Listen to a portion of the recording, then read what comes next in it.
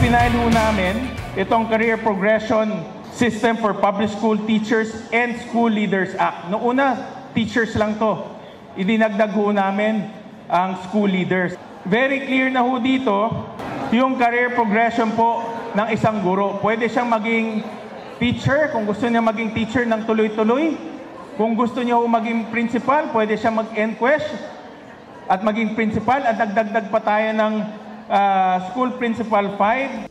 At kung gusto niya maging supervisor, pwede siya maging education supervisor pagtapos po ng Master Teacher 1. No? Meron na ngayong ilo-look forward ang isang guro kung gusto niyang maging school leader, kung gusto niya maging supervisor, meron ng very clear na career progression